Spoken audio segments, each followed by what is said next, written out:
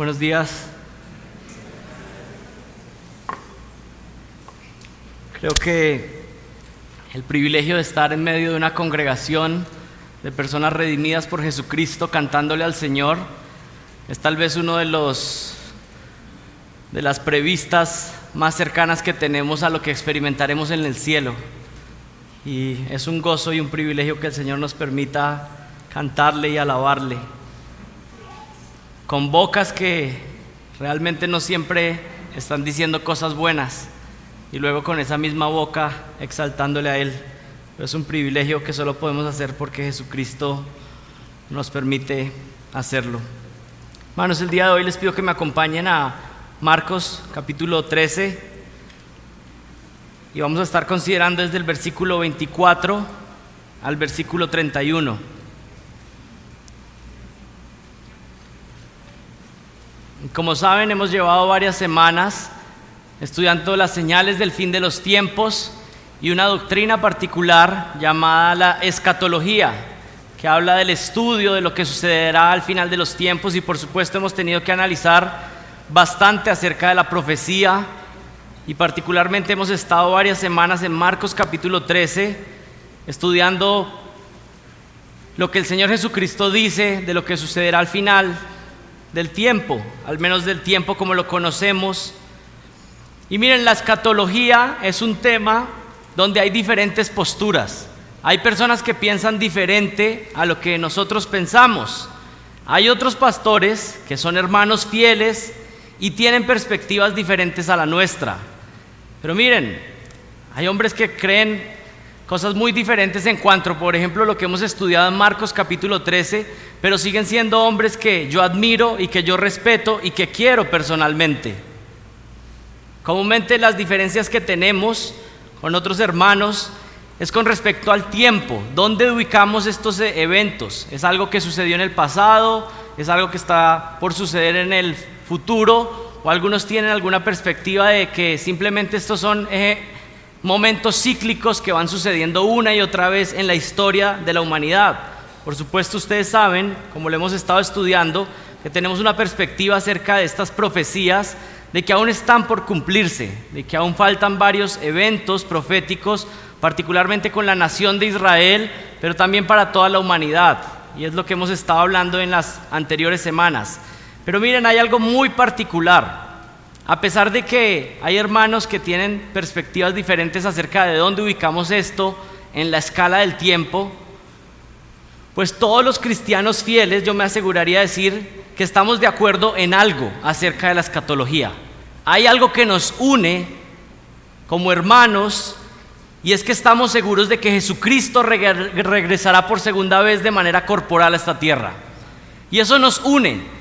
Y tal vez algunos tienen algunas diferencias en dónde ubicar en el tiempo o qué sucederá antes de esto y cómo organizar esto, pero todos estamos convencidos, aquellos que están en Cristo, que el Señor Jesucristo regresará por su iglesia. Clamamos juntos: Maranata, el Señor viene. Así que a milenialistas y dispensacionalistas amamos y esperamos el regreso de Jesucristo. Y eso nos une. El que un día ascendió en las nubes, un día, dice la Biblia, como hicimos en nuestra lectura devocional esta mañana, regresará de la misma manera de las nubes. El regreso del Señor es una verdad indiscutible en la Biblia y está presentada en múltiples pasajes. Está profetizada desde el Antiguo Testamento, pero está clarificada en el Nuevo Testamento. Hay por lo menos 1845 referencias en toda la Biblia acerca de la segunda venida de Jesucristo. 1527 aparecen en el Antiguo Testamento y 318 en el Nuevo Testamento. Así que estamos hablando de un tema que por lo menos de manera explícita aparece 1845 veces. Este es un tema importante: el regreso de Jesucristo por segunda vez. La segunda venida se menciona en 23 de los 27 libros del Nuevo Testamento. Este es un tema importante, crucial. Miren, el Nuevo Testamento tiene alrededor de 260 capítulos, todo el Nuevo Testamento, y allí se menciona la segunda venida de Cristo 318 veces. Así que si hacemos porcentajes, estamos hablando de que se habla de la venida de Cristo porcentualmente más de una vez por cada capítulo en el Nuevo Testamento. Por cada mención que hay en la Biblia de la primera venida de Cristo, hay 8 menciones de la segunda venida de Cristo. Este es un tema importante que sale bastante en la Biblia.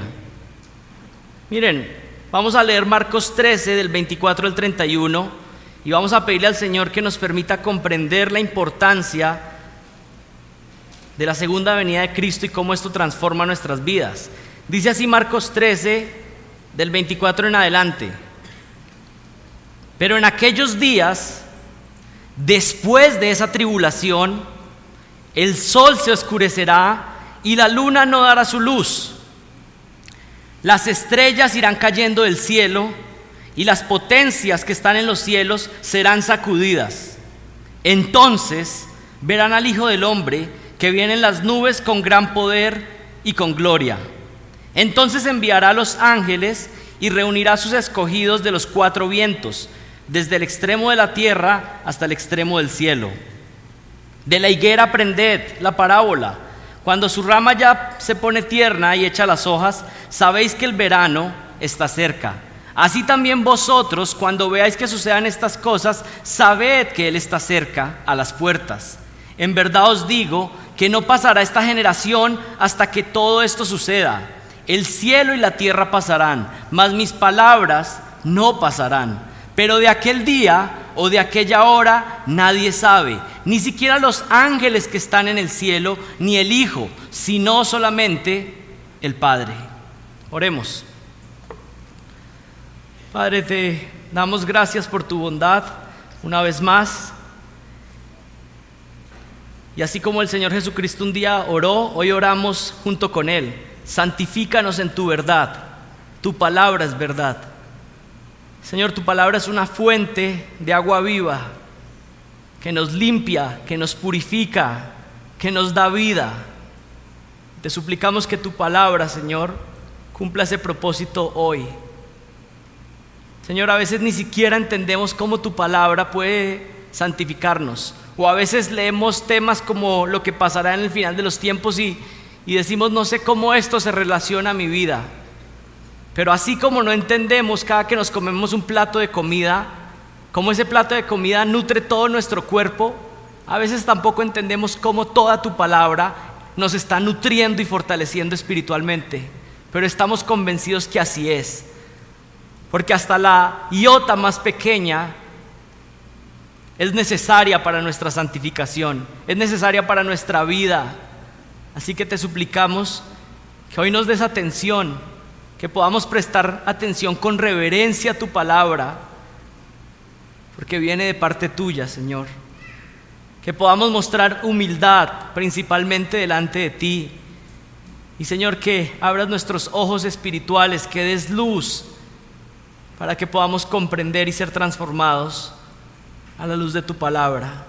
Y gracias por la esperanza gloriosa que tenemos de que un día Jesucristo regresará por los suyos y castigará a los malos y nosotros estaremos en gloria con Él. Guíanos, Señor, ayúdanos esta mañana. Amén. Marcos 13 del 24 al 31. Esta mañana vamos a dividir esos versículos en 3 secciones o en 3 partes. La primera parte es la antesala del regreso de Jesús, es decir, lo que tenemos justamente antes del regreso de Jesucristo. En la segunda sección tenemos el regreso glorioso de Jesús. Y en la tercera parte, la exhortación a estar atentos al regreso de Jesús. Así que comencemos con la primera parte, la antesala del regreso de Jesús. Y estén atentos ahí con sus Biblias en Marcos capítulo 13, versículo 24. Dice así: pero en aquellos días, después de esta tribulación. Y ustedes saben que venimos en un contexto. Estos versículos hacen parte de lo que viene hablando el Señor en el capítulo 13, y hemos hablado de lo que se denomina la tribulación, o lo que hemos visto en las últimas semanas como la gran tribulación, que es esa segunda parte de todo el periodo de la tribulación. Así que no podemos desligar el versículo 24 con lo que viene hablando. ¿Y qué dice el versículo 24? Pero en aquellos días, después de esa tribulación. Yo creo que no hay que ser un exégeta profundo para identificar que el Señor mismo está conectando los eventos. Está diciendo que lo que va a decir a continuación está ligado inmediatamente con los eventos de la tribulación. Es lo que dice el versículo 24. Pero en aquellos días, después de esa tribulación, y aquí el Señor Jesucristo está terminando el sermón en el Monte de los Olivos, donde ha hablado del periodo denominado como la tribulación. El Señor concluye diciendo que justamente cuando terminen los 7 años de tribulación, entonces vendrá la llegada de Cristo, regresando desde los cielos de la misma manera como Él ascendió. Los discípulos lo vieron ascender y estos ángeles le dijeron a los discípulos: así como Él se fue, así mismo Él regresará de los cielos. Su ascensión no fue una idea, no fue una imaginación, no fue una visión, sino que fue algo que sucedió corporalmente, físicamente. Así que como Él ascendió, así mismo Él regresará. Y esta expresión nos da muestra de que esta sección habla de que esta tribulación sucederá como un suceso futuro, pero luego pasará la segunda venida en el sentido literal de que el Señor pondrá sus pies sobre esta tierra. Pero miren, aquí hay algo interesante. Aquí está diciendo algo muy particular. Está diciendo que en aquellos días, después de que pase la tribulación, vendrá la venida del Señor, por lo que dice en el versículo 25 y el versículo 26. Pero hay algo que tenemos que enfatizar, y es que estos sucesos de la tribulación aún no han sucedido. Y la primera clave que tenemos en estos versículos es que no han sucedido, porque si ya hubieran sucedido, ¿qué hubiera tenido que pasar inmediatamente después de la tribulación? El Señor hubiera tenido que regresar en su segunda venida. Miren, no hay mucha complicación aquí. El texto mismo lo está diciendo. ¿Qué quiere decir esto? Que si la tribulación hubiera sido en el año 70, como muchas personas dicen, pues después de que hubiera pasado esa tribulación en esos años, inmediatamente ¿qué hubiera tenido que suceder? Pues la segunda venida de Cristo. Así que si alguien dice eso porque algunos lo mencionan, pues están entrando en un problema más grave. Están diciendo que Cristo ya regresó por segunda vez en el año 70 o por ahí alrededor. La Biblia es clara.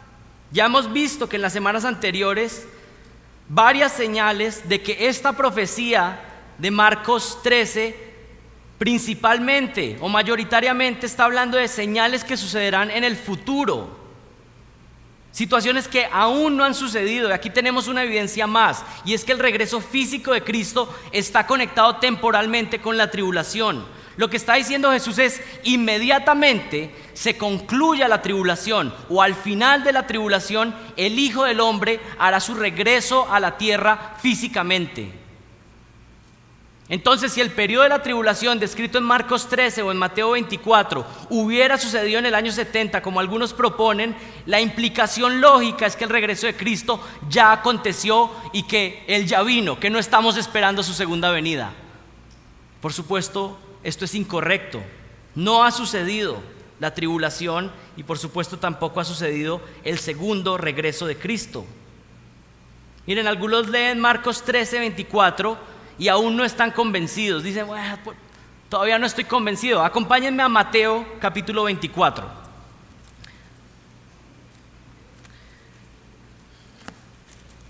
Y algunos tienen preguntas: bueno, ¿por qué Marcos dice algo y Mateo dice algo más? Porque los evangelistas están haciendo lo mismo que sucede como cuando se graba una película. Cuando se graba una película hay diferentes cámaras. Una cámara toma un ángulo, la otra cámara toma otro ángulo y otra cámara toma otro ángulo. Y los evangelistas están dando diferentes ángulos y nos dan diferentes perspectivas de lo que sucedió.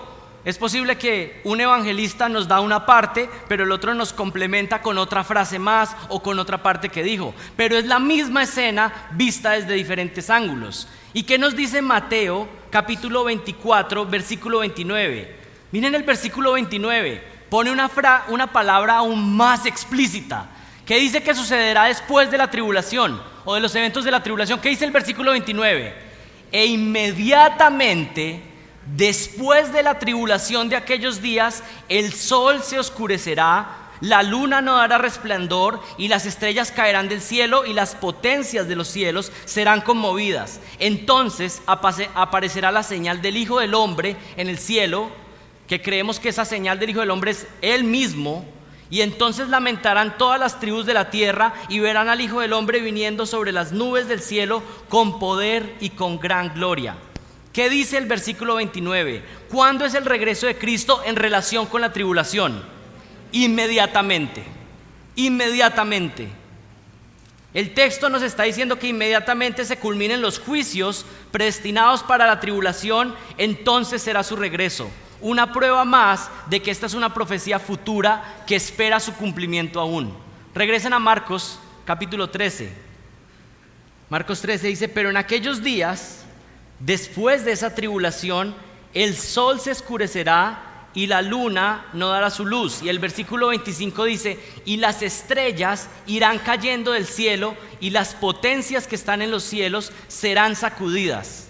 Miren, esta no es una profecía única de Marcos y de Mateo, y Lucas también lo menciona.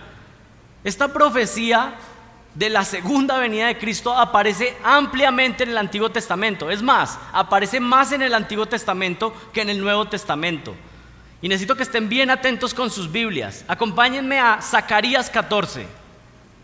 Zacarías 14, versículo 1 dice así: he aquí que viene el día del Señor, cuando serán repartidos tus despojos en medio de ti, y yo reuniré a todas las naciones en batalla contra Jerusalén, y será tomada la ciudad, y serán saqueadas las casas y violadas las mujeres. La mitad de la ciudad será desterrada, pero el resto del pueblo no será cortado de la ciudad.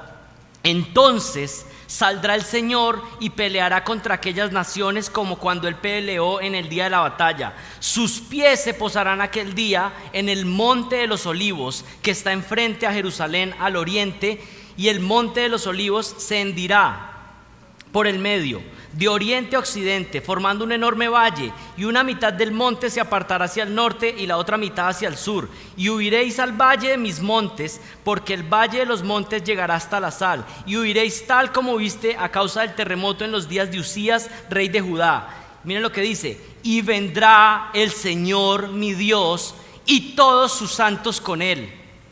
Y sucederá que en aquel día no habrá luz, y las luminarias se oscurecerán, y será un día único, conocido solo del Señor, ni día ni noche, y sucederá que a la hora de la tarde habrá luz.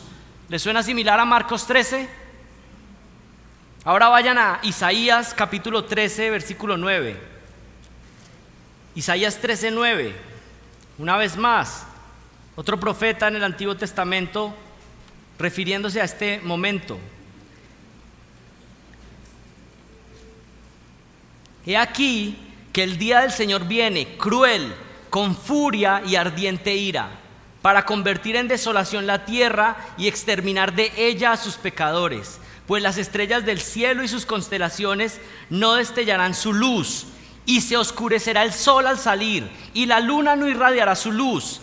Castigaré al mundo por su maldad y los impíos por su iniquidad. También pondré fin a la arrogancia de los soberbios y abatiré la altivez de los despiadados. Haré al mortal más escaso que el oro puro y a la humanidad más que al oro de Ofir. Por tanto, haré estremecer los cielos y la tierra será removida de su lugar ante la furia del Señor de los ejércitos en el día de su ardiente ira. Hablando de lo que sucederá con el sol, con la luna, con las estrellas y ese momento de juicio global que hemos estado conversando, analizando por varias semanas. Ahora vayan a Joel capítulo 3.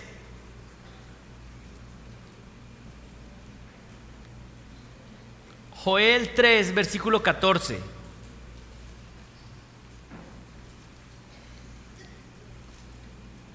Y Joel 3:14 dice: multitudes de multitudes en el valle de la decisión, porque cerca está el día del Señor en el valle de la decisión. El sol y la luna se oscurecerán y las estrellas perderán su resplandor. El Señor ruge desde Sión y desde Jerusalén da su voz. Tiemblan los cielos y la tierra, pero el Señor es refugio para su pueblo y fortaleza para los hijos de Israel.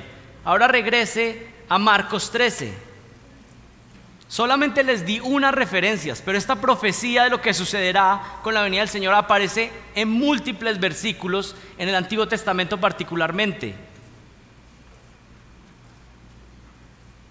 Estos pasajes que leímos en Joel, en Isaías y otras referencias a los profetas, es lo mismo que está diciendo el Señor Jesucristo.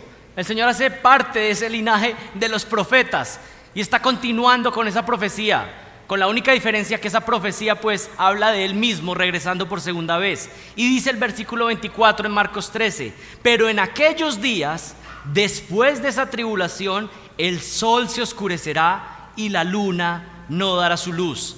Tal vez usted y yo no leemos tanto el Antiguo Testamento y no lo conocemos tan bien, pero los que están escuchando al Señor Jesús saben de qué está hablando. Que nosotros seamos ignorantes del Antiguo Testamento no quiere decir que el Señor Jesucristo es ignorante del Antiguo Testamento o que los que escucharon esa profecía conectaron. Esto es lo que dijo Joel, esto es lo que dijo Isaías. El Señor está profetizando lo mismo. Está por venir. El versículo 24 nos narra que justo al final de la tribulación, cuando el glorioso Jesucristo comience su aproximación a esta tierra, habrá una conmoción cósmica. Y por eso estamos hablando de la antesala. Antes de que Él ponga los pies sobre la tierra habrá conmoción cósmica. Miren, el solo hecho de que el Creador viene a hacer presencia en gloria en este universo físico hace estremecer las estrellas y los satélites del universo. Su potencia, su gloria hace que se estremezca. Él mismo es quien sostiene este universo. Y está viniendo, y las estrellas tendrán una reacción diferente a la normal en la venida de Jesucristo. ¿Y qué dice el versículo 24? Dice que el sol se oscurecerá y la luna no dará su luz. El sol se oscurece y la luna, por supuesto, tampoco dará su luz, porque la luna recibe su luz del sol. Y no sabemos los detalles de este suceso, no sabemos cómo sucederá, pero el énfasis es que habrá una oscuridad total, de tal forma que la llegada gloriosa en los cielos de Jesús será aún más evidente. Es como que el Señor apaga las luces de este universo para que la única luz que brille sea cuando Él esté regresando y todo ojo lo pueda ver en los cielos. Y por eso recuerdan lo que estudiamos hace unas semanas, de cuál era la forma de saber si Jesucristo había vuelto por segunda vez o no. Y es porque cuando Él regrese no va a haber duda. Va a ser una señal tan potente en los cielos que nadie puede dudar que Él ha regresado. Es tan gloriosa su llegada en los cielos que todo está en oscuridad y Él es lo único que brilla.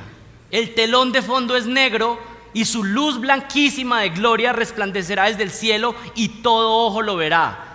Y pongan su mirada en el versículo 25. Habrá estrellas cayendo, seguramente habrá satélites naturales y artificiales saliendo de su órbita. Es posible que haya estrellas explotando. Algunos astrónomos hablan de este fenómeno como supernovas, donde estrellas gigantes explotan. Es posible que haya meteoritos moviéndose. Y miren lo que dice el versículo 25: las estrellas irán cayendo del cielo y las potencias que están en los cielos serán sacudidas.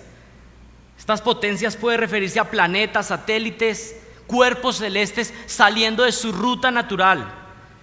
Lo que mejor resume estos dos versículos es que sucederá una conmoción universal en la antesala antes del regreso del Señor Jesucristo. Número 2, el regreso glorioso de Jesús. Estábamos viendo la antesala, lo que sucederá justamente antes. Miren el versículo 26. Entonces verán al Hijo del Hombre que viene en las nubes con gran poder y gloria. Sabemos, tenemos otros pasajes paralelos o referencias cruzadas que dicen que todo ojo le verá, o todas las tribus de la tierra le verán. Entonces verán al Hijo del Hombre que viene en las nubes con gran poder y gloria. Y leímos en Hechos cómo el Señor Jesucristo ascendió, a sí mismo regresará del cielo. Y recuerden lo que dice Hebreos 1:3. Jesús es el resplandor de la gloria de Dios y la expresión exacta de su naturaleza, y Él sostiene todas las cosas por el poder de su palabra. Este resplandor de la gloria de Dios ahora se manifiesta corporalmente, y lo hizo en su primera venida. Lo pudimos ver, el ser humano pudo ver a la segunda persona de la Trinidad. Habitó en medio de nosotros. Emmanuel, Dios con nosotros, se hizo visible. Jesucristo es el resplandor de la gloria de Dios. Es Dios mismo que se hizo hombre. Pero miren, en su primera venida, ¿cómo vino? Vino humilde. Se hizo un hombre sencillo como cualquier otro. Nació en el vientre de una mujer. El Dios del universo, teniendo que ser sostenido por el vientre de una mujer y luego tener que ser cuidado por sus papás como un niño pequeño. Todo eso es humillación para el Dios del universo. Para usted y para mí es normal. Eso es lo que pasa con los seres humanos. Pero Dios se hace hombre y está dependiendo de su mamá. ¿Para qué? Para poder identificarse con uno de nosotros y poder morir por nuestros pecados. Se hace completamente, verdaderamente humano. No es que Jesús se hizo más o menos humano, se hizo verdaderamente hombre, para poder morir por verdaderamente hombres. Vino en el vientre de una mujer. ¿Qué más tenemos de su primera venida? Nació en un pesebre, soportó las dificultades de todo ser humano, tuvo hambre, tuvo sueño, estaba cansado por momentos, fue rechazado por sus familiares. ¿Se siente usted identificado? Él se identificó con nosotros en todo. Las personas de su pueblo también lo rechazaron. Sus amigos más cercanos lo traicionaron en el momento clave del ministerio. Fue un varón de dolores, experimentado en quebrantos. Esta fue su primera venida. Vino como un cordero manso que se dejó llevar en silencio a la cruz. Pero miren, el panorama cambia completamente en la segunda venida. Ese mismo cordero manso ahora viene como un león glorioso a juzgar a sus enemigos. Y miren, esto es muy interesante. ¿Saben por qué los judíos en el primer siglo y los que estaban cerca siempre estaban esperando que el Señor aplastar a los enemigos? Porque ellos habían leído las profecías del Antiguo Testamento, pero tal vez no habían entendido que era en dos partes, la primera venida y la segunda venida. Por eso los discípulos todo el tiempo están, ya vas a establecer tu reino, y después quedan confundidos porque lo matan en la cruz. Porque ellos saben las profecías, ellos saben lo que está profetizado. Es más, en Hechos, capítulo 1, en los primeros capítulos, se habla que los discípulos le dicen, ¿vas a establecer ahora el reino?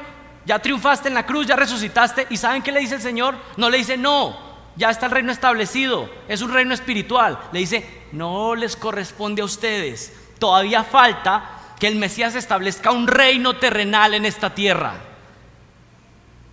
Y Él va a cumplir sus profecías. En su primera venida vino como un cordero manso, pero en su segunda venida vendrá con poder y gloria, que es lo que está diciendo el final del versículo 26. Viene en las nubes con gran poder y con gran gloria. La omnipotencia de Dios, el poder que sostiene todo este universo, siendo manifiesto una vez más. Porque Jesucristo es Dios. Jesucristo es Jehová. En su primera venida entró a Jerusalén en un burrito, pero en su segunda venida entrará en un corcel blanco, poderoso y glorioso. Eso es lo que dice la Biblia. Miren Apocalipsis 19. Apocalipsis 19, versículo 11. Y vi el cielo abierto, y he aquí un caballo blanco, y el que lo montaba se llama Fiel y Verdadero, y con justicia juzga y hace la guerra. Y sus ojos son una llama de fuego, y sobre su cabeza hay muchas diademas, y tiene un nombre escrito que nadie conoce sino solo él. Y está vestido de un manto empapado de sangre, y su nombre es el Verbo de Dios. Ustedes saben, si han leído la Biblia, ¿quién es el Verbo de Dios? Jesucristo. Juan capítulo 1, versículo 14, que dice: y los ejércitos que están en los cielos, vestidos de lino fino, blanco y limpio, le seguían sobre caballos blancos, y de su boca sale una espada afilada para herir con ella a las naciones, y las regirá con vara de hierro. Y él pisa el lagar del vino del furor de la ira de Dios Todopoderoso, y en su manto y en su muslo tiene un nombre escrito que es Rey de Reyes y Señor de Señores. Y por favor, si usted todavía tiene dudas de que Jesucristo es Dios, ¿usted cree que Dios va a permitir que a alguien más que no es Él se le dé el título de Rey de Reyes y Señor de Señores? Está hablando de Jesucristo y dice que Jesucristo es el Rey de Reyes y Señor de Señores. Dios no comparte su gloria con nadie, absolutamente nadie. Y el Señor constantemente está poniendo a su espíritu para que su pueblo alabe y exalte a Jesucristo. Si Jesucristo no fuera Dios, esto sería incompatible completamente con que el Padre esté queriendo que glorifiquen a su Hijo. Él es Dios, Jesucristo es Dios, es el Rey de Reyes y el Señor de Señores.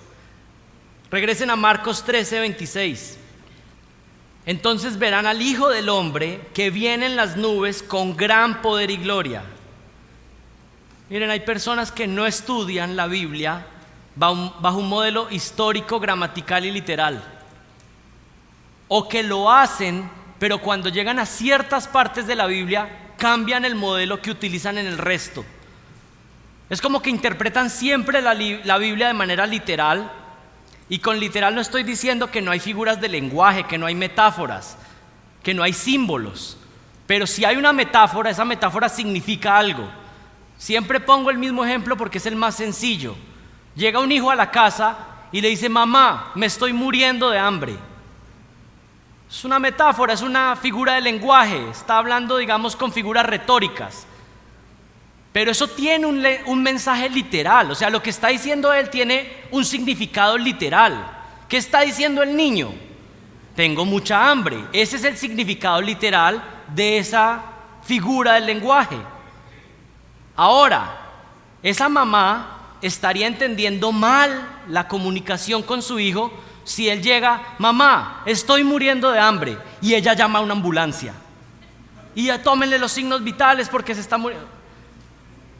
Eso sería una interpretación literalista que no entiende. Pero miren, las metáforas, los símbolos, no es que hacen parte del género apocalíptico. Las figuras de lenguaje hacen parte de la comunicación humana. Así que no nos dejemos meter que es que no, esta es una cosa que hay que tratar, no sé cómo. No, nosotros nos comunicamos de esa manera. Me estoy muriendo de calor, es que tengo mucho calor, no es que llamen a una ambulancia y me rescatan. Ahora, entonces algunos dicen: no hay que interpretar la Biblia tan literal, porque eso sería llamar a la ambulancia con el niño que está diciendo que muere de hambre. Entonces, ¿qué hay que hacer? Vamos a espiritualizar. Entonces el niño llega: mamá, estoy muriendo de hambre. Y entonces la mamá le dice: estás muriendo de hambre y sed de justicia. Vamos a leer la Biblia, porque no solo de pan vivirá el hombre. Esa sería el ¿qué? Espiritual, ¿cierto? Suena bonito, suena bíblico, pero eso no es lo que el niño quiso comunicar. El lenguaje funciona con figuras retóricas, así nos comunicamos, y el Señor nos dejó un libro con un lenguaje que podíamos entender, que no teníamos que estar imaginando a ver qué significará. Así que por supuesto hay símbolos, por supuesto hay metáforas, pero esas metáforas y símbolos tienen que significar algo literal. Nuestra tarea es interpretar, pero luego eso tiene que significar algo real. Miren, si quieren estudiar acerca de este tema, la hermenéutica correcta para interpretar la Biblia, yo les recomiendo este libro, La hermenéutica dispensacionalista, principios de interpretación que guían al entendimiento dispensacionalista de la Biblia, del Dr. Michael Black, profesor de escatología en Master Seminary por muchos años. Y este otro libro, Los planes proféticos de Cristo, una guía básica del premilenialismo futurista, el pastor John MacArthur y Richard Mayhew, que fue el decano del seminario por muchos años. Miren, No podemos dar rienda suelta a nuestra imaginación. Tenemos que interpretar las profecías como el Señor nos las ha dado. Y quiero enfatizar más esto. Imagínense un intérprete que utiliza este método de espiritualizar los versículos y las profecías. Imagínense ese intérprete antes de la venida de Cristo, estudiando las profecías de la primera venida, y que hubiera utilizado no el método literal, sino que hubiera utilizado un método alegórico o espiritualizar el texto. Sería algo así. Isaías 7:14 profetiza que el Mesías nacería del vientre de una virgen. Pero este intérprete diría, bueno, realmente no habla de una virgen literal. Pues porque eso sería, qué tonto pensar que alguien puede nacer de una virgen. O sea, eso es imposible. Tal vez refleja la pureza del Mesías, que viene de procedencia limpia y pura. Miqueas 5:2 dice que el Mesías nacería en Belén. Pero ¿saben qué? Belén significa casa de pan. Así que entonces no hay que pensar que literalmente tiene que nacer en Belén. Tal vez lo que pasa es que Él alimentará a muchos espiritualmente, como el pan que alimenta a todos. O Isaías 29:18 dice que el Mesías traerá sanidad a los sordos y a los ciegos, que los sordos escucharán y los ciegos verán. Eso fue una señal que le dio a las personas idea de que este es el Mesías. ¿Recuerdan?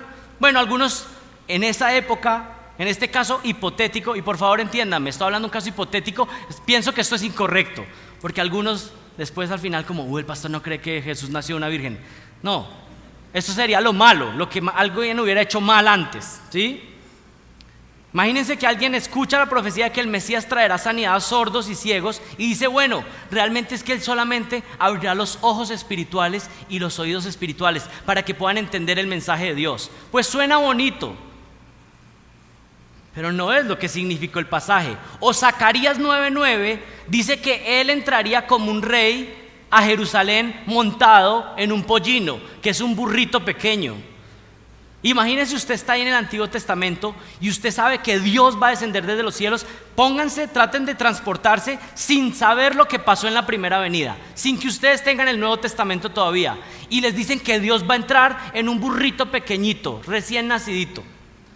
Usted dice, pues eso no puede significar eso.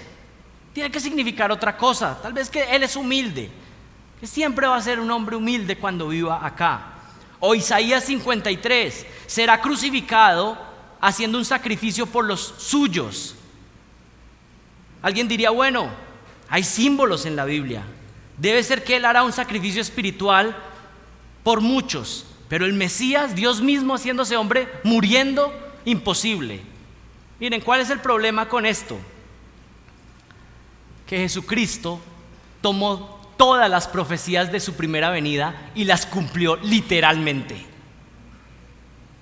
Así que quiero decirles algo.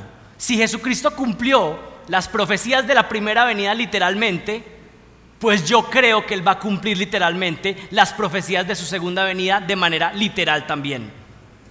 Y personalmente yo prefiero que si me equivoqué decirle, Señor, siempre vi que cumpliste todo literalmente. No vi ninguna evidencia para que fueras a cambiar de un momento a otro tu manera de cumplir tus profecías. No me estoy excusando y vengo en Cristo Jesús. Pero lo que hacemos es viendo cómo el Señor ha cumplido sus profecías y se tomó la tarea. Iba a entrar a Jerusalén y les dijo, tráiganme ese pollino que está atado allá, que nadie se ha montado en él, porque voy a cumplir hasta lo más mínimo de lo que prometí. Porque Él es un Dios fiel que cumple sus palabras al pie de la letra. ¿Saben qué sucedió? El Mesías nació literalmente de una virgen. Nació literalmente en Belén. Literalmente trajo sanidad y a sordos y a ciegos en su ministerio terrenal. Entró literalmente en un burrito a Jerusalén y murió literalmente en un madero, pagando el precio por nuestros pecados. Miren, si Él fue detallado en cumplir las profecías de su primera venida de manera literal, ¿qué nos haría pensar que en su segunda venida los cumplimientos de las profecías serán solamente espirituales? Y como les digo, no negamos que haya símbolos, que haya metáforas, pero eso tiene que tener un significado de algo que va a suceder literalmente. Mateo 24 nos dice que todas las tribus de la tierra lo verán. Su aparición será tan gloriosa que cualquier persona viva en este punto de la humanidad lo podrá ver, y ya no habrá duda de que Dios ha llegado. Y miren lo que dice Marcos 13:26. Entonces verán al Hijo del Hombre que viene en las nubes con gran poder y gloria. Y por supuesto el Señor está usando un recurso, una conexión con otra profecía que aparece en el Antiguo Testamento, que está en Daniel 7:13, y se las leo. Ustedes están ahí atentos mirando Marcos 13:26, y yo les voy a leer Daniel 7:13. Dice así: seguí mirando en las visiones nocturnas, y aquí que con las nubes del cielo venía uno como un hijo de hombre, y se dirigió al anciano de días y fue presentado ante él, y le fue dado dominio, gloria y reino, para que todos los pueblos, naciones y lenguas le sirvieran. Su dominio es un dominio eterno que nunca pasará, y su reino uno que no será destruido. El Señor utiliza el término hijo de hombre, que es una referencia a Jesucristo como el Mesías. Y por supuesto es una identificación de que el Mesías se haría como uno de nosotros, que sería un hijo de hombre como cualquiera, su completa humanidad. Y el versículo 26 dice: entonces verán al Hijo del Hombre que viene en las nubes con gran poder y gloria. ¿Qué significa esto de venir entre las nubes? ¿O qué implicaciones tiene venir entre las nubes? Venir entre las nubes o estar rodeado de nubes es una descripción de que el que viene es Dios mismo. Venir y presentarse ante los hombres desde las nubes o rodeado de nubes es muestra de su majestad. Las personas conocedoras del Antiguo Testamento sabían que era un símbolo de lo que significa que Dios mismo se estaba manifestando, de su poder y de su gloria. Por ejemplo, Dios guió a Israel a través de una columna de nube en Éxodo 13:21, ¿recuerdan? Al darle las tablas de la ley a Moisés, ¿cómo se presentó Dios a Moisés? Vino y descendió en una nube, Éxodo 34:5. Dios se aparecía en una nube en el día de la expiación en Levítico 16:2. Las nubes en el Antiguo Testamento representan la gloria y el poder de Jehová. Esto no es una coincidencia. El hecho de que el Señor Jesucristo venga entre las nubes es porque es Dios mismo viniendo a los hombres. El versículo 26 muestra que es una llegada gloriosa y de poder de Dios. Ya no es una mera sombra de las nubes del Antiguo Testamento, ahora es el mismo Dios revelado y todo ojo le puede ver. Ahora miren el versículo 27.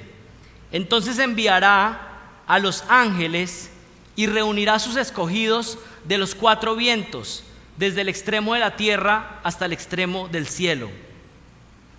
Y en los discípulos que estaban escuchando esta profecía originalmente debieron conectar esta declaración de Jesús con múltiples profecías que hay en el Antiguo Testamento, donde se dice que al final de los tiempos Dios reunirá a su pueblo, Israel, desde todas las naciones que han sido esparcidos, y Él los reunirá al final. Yo creo que ahí va a haber un cumplimiento de la tierra que se le prometió a Israel, y se establecerá el reino terrenal del Mesías sobre esta tierra, y Él juntará a judíos de todas las naciones, aquellos que han creído en ese periodo de la tribulación, y Él los juntará en esa reunión gloriosa. Que pónganse a pensar, quiero decirles algo: si usted está en Jesucristo, usted estará en esa reunión gloriosa. Recuerden que el Señor ya ha tomado a su pueblo, la iglesia, pero recuerdan que hemos leído varios pasajes donde el Señor regresa y dice que sus santos y sus ángeles están con Él en gloria. Pues ¿quiénes están viniendo con Él ahí? Los suyos, los que han sido emblanquecidos por la sangre del Cordero. Y será una reunión como una reunión en familia, como una familia que no se ha visto hace mucho tiempo, todos reunidos en ese momento. Por supuesto, será para juzgar a los malvados, pero aquellos que están con Cristo, pues será un momento de gozo con su Señor. La iglesia ya está con Él y regresa a esta tierra, pero luego Él recoge a todos aquellos que han creído durante la tribulación en el Mesías, principalmente judíos, pero también gentiles que creyeron en la tribulación. Y es lo que está hablando ahí, que sus ángeles reunirán a sus escogidos. Habrá una reunión de todos aquellos que creen en Él, en su Rey. Miren, por tiempo no podemos ir a todos los pasajes, pero yo se los voy a mencionar, que ustedes luego los puedan ver en su casa. Pero esta promesa, esto que está diciendo Marcos de una reunión al final del pueblo judío, esto no es una idea de Marcos 13 o del sueño del Señor Jesucristo. Esto aparece en toda la Escritura. Por ejemplo, el término serán reunidos por Dios, Jeremías 29:14, el 32:37 al 41, Ezequiel 20, del 33 al 38, Sofonías 3, del 18 al 20 y Zacarías 10, del 8 al 12. Esa idea de que serán reunidos.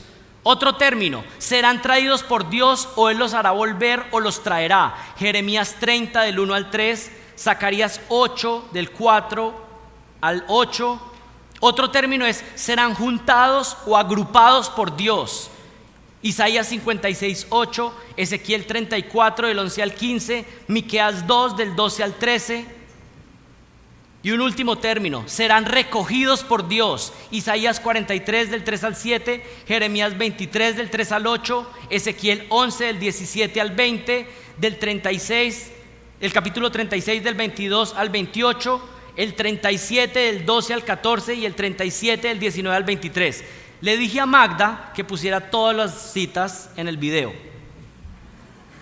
que usted estaba ahí todavía anotando. El Señor sabe cómo interpretar la profecía y está hablando de profecías que ya estaban dadas en el Antiguo Testamento. Miren lo que dice el versículo 27: y entonces enviará a los ángeles y reunirá a sus escogidos de los cuatro vientos, desde el extremo de la tierra hasta el extremo del cielo. Los ángeles harán su parte en la reunión cuando llegue el Señor, y creo que además de reunir a los judíos que crean en ese momento, miren lo que dice, de los cuatro vientos. ¿Qué significa esto? Pues una referencia que nosotros entenderíamos como los 4 puntos cardinales. Judíos que estén esparcidos por toda la tierra, el Señor los reunirá en ese momento en Jerusalén en su llegada. Pero también reunirá a aquellos que han creído en el Señor durante la tribulación. Una gran reunión familiar, un solo pueblo de Dios, todos los que han sido emblanquecidos por la sangre del Cordero, presente para ver su regreso y su inauguración del reinado milenial. Qué hermoso estar ahí. Y saben que si usted está en Cristo, le aseguro que ahí nos veremos, porque Él lo ha dicho y Él cumplirá sus palabras. Y aquí hay que notar algo: aquellos que están en Cristo, que se han postrado voluntariamente delante de Él, miren, leer Apocalipsis, leer estas profecías para el que está en Cristo, pues es un gozo, porque usted hace parte del equipo que gana. Si usted no está en Cristo, es terrible lo que viene. Y tal vez usted hoy no se doblega voluntariamente, pero ese día ya no va a haber chance de hacer nada y se va a doblegar, toda rodilla se doblará. Algunos desde acá lo estamos haciendo voluntariamente, pero algunos se van a tener que doblegar odiando a Jesucristo y lo seguirán odiando por la eternidad, recibiendo su juicio en el infierno. Hoy es un día donde usted puede doblegarse voluntariamente ante el Rey de Reyes.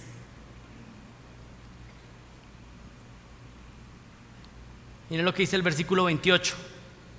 Y con esta pasamos a la tercera parte, la exhortación a estar atentos al regreso de Jesús.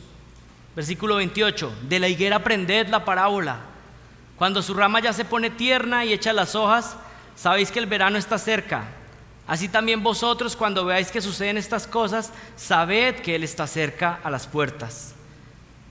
¿Qué está diciendo aquí el Señor con esta parábola de la higuera? Los judíos usaban el estado de los árboles, como veían las hojas de los árboles, eso era lo que les permitía ver en qué etapa del año estaban.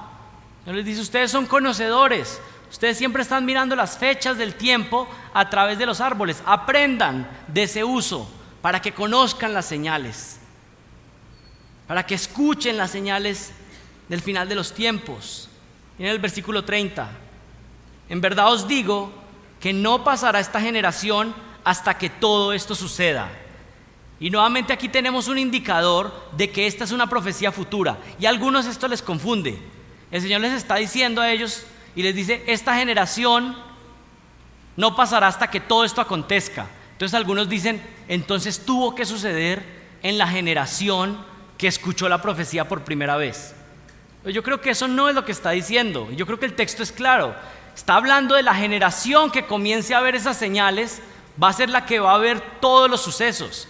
Lo que está diciendo es: cuando comience la tribulación, esto no es algo que va a durar cientos de años. Esa generación que vea el inicio de la tribulación va a ser la misma generación que vea la venida del Señor. Y si usted no está convencido, pues otra vez volvemos al punto que hablamos hace unos minutos. Si hubiera sido esta generación que estaba escuchando, entonces el Señor hubiera tenido que regresar por segunda vez en esa generación. ¿Qué le está diciendo en el versículo 30? En verdad os digo que esta generación, la que viva estos acontecimientos, no pasará hasta que todo suceda. O sea, esto sucederá en un periodo de tiempo limitado, reducido. Esa generación que viva el inicio de la tribulación verá el final y verá el regreso literal de Jesús.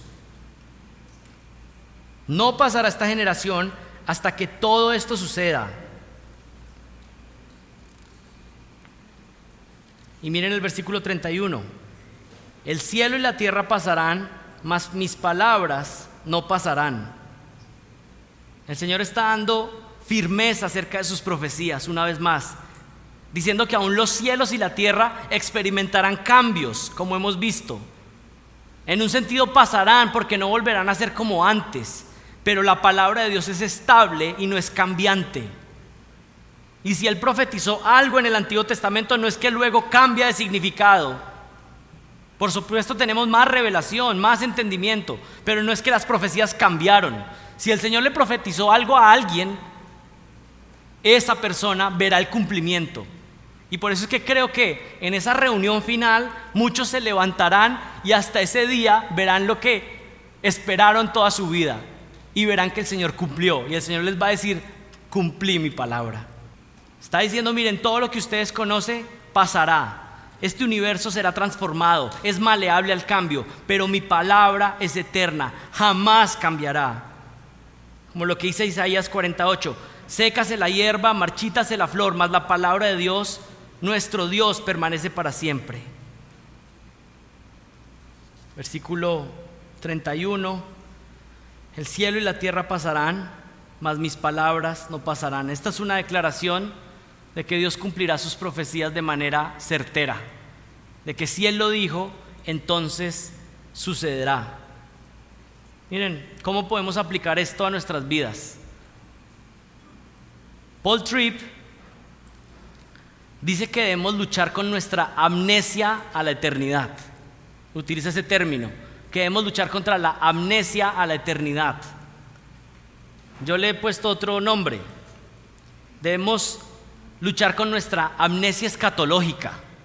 Yo creo que muchas veces tenemos amnesia escatológica, como que sabemos lo que va a pasar, el Señor nos lo ha dicho, pero lo olvidamos en el día a día, en cómo vivimos, y tenemos que luchar. Pero Él dice que cómo nos ayuda en esta vida, cómo podemos aplicar el saber lo que va a pasar, cómo esto nos santifica y cómo podemos crecer y luchar contra esta amnesia escatológica. Miren, nos ayuda al no tener expectativas irrealistas de esta vida, porque nuestra esperanza no está aquí. Pero si usted está esperando que su cielo sea aquí, que su mejor vida como la va a vivir es acá, pues por supuesto usted va a estar cultivando todo para hacer tesoros en esta tierra. Pero si su mirada está puesta en lo que viene, en lo que el Señor va a hacer, pues usted va a poder vivir de manera correcta en esta vida.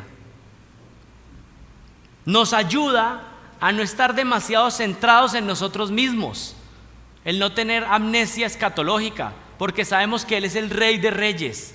Pero hay muchas veces, ¿cómo vivimos? Yo soy el Rey de Reyes, por eso tú no me puedes hablar así.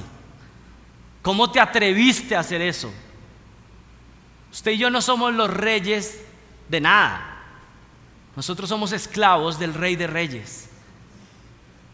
Nos ayuda a no esperar demasiado de los demás y esperar más de Jesús. No estar poniendo la esperanza en nada ni nadie, sino en Jesucristo, que cumplirá su palabra perfectamente y regresará por nosotros. ¿Saben cómo nos ayuda a luchar con la amnesia escatológica? Nos ayuda a no desear tener el control de todo, porque no somos soberanos, pero Él sí es soberano y controla todo. Nos ayuda a vivir esta vida motivados, porque trabajamos para lo eterno. Cuando estamos hablando de pensar en la perspectiva eterna, no es esa idea de la personaje que anda como en las nubes. No, es alguien que trabaja fuerte aquí, porque sabe que lo que hace aquí lo hace para la gloria de Dios y va a tener una recompensa eterna. Finalmente, nos ayuda a recordar que la manera en que estamos viviendo en este momento va a tener consecuencias. Puede ser recompensa o puede ser juicio. Miren, necesitamos recordar y animar nuestros corazones con la confianza de que Jesucristo vuelve por su iglesia, de que Él vuelve pronto, y que esa verdad transforme la manera en cómo estamos viviendo hoy en día. Eso es lo que el Señor espera. Él no nos está diciendo esto para satisfacer nuestros deseos de curiosidad de lo que va a pasar. Él nos está enseñando esto para que esperemos vigilantemente y fielmente a Él, y para que cuando Él regrese nos halle siendo siervos fieles. Oremos. Gracias, Padre, por tu palabra, por la revelación que hemos tenido en ella y que nos santifica. Ayúdanos a luchar contra la amnesia escatológica, Señor, y a recordar que tú has triunfado por nosotros, que tú has ganado, que tu Hijo Jesucristo aplastará finalmente la cabeza de Satanás bajo los pies también de su iglesia, como lo prometió desde el principio en Génesis 3:15. Gracias porque has cumplido tus promesas de manera exacta, Señor, al pie de la letra, sin saltarte ni una palabra. Así que tenemos esa misma confianza de que seguirás cumpliendo tus promesas, Señor, de manera exacta. Pero, Padre, la promesa más hermosa que tenemos y a la que más nos aferramos hoy es que tú prometiste que todo aquel que haya pecado y que venga delante de ti en arrepentimiento, tú prometiste que nos ibas a perdonar solo por gracia, que no importaba lo que hubiéramos hecho, si confesábamos delante de ti que habíamos pecado, tú eras fiel y justo para perdonarnos y limpiarnos de toda maldad. Y esa es la promesa más hermosa, Señor. Padre, nosotros no queremos carros, no queremos casas.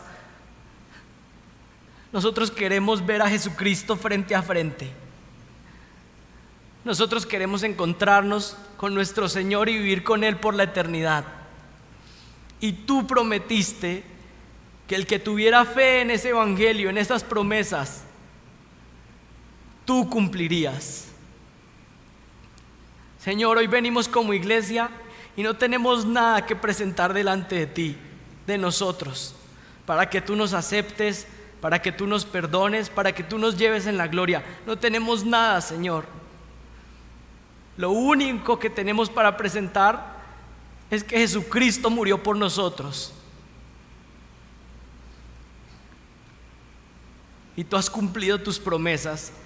Y yo sé que esta, que es la más importante para nosotros, tú también la cumplirás.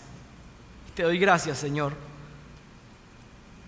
porque somos salvos por la gracia, no por las obras, para que nadie pueda gloriarse, sino solamente tú, que salvas de pura gracia a pecadores que se arrepienten y creen en tu Hijo Jesucristo. Sosténnos, ayúdanos a perseverar hasta el final, Padre, y que más personas puedan conocer este evangelio y ser transformados a la luz y a la imagen de Jesucristo. Amén.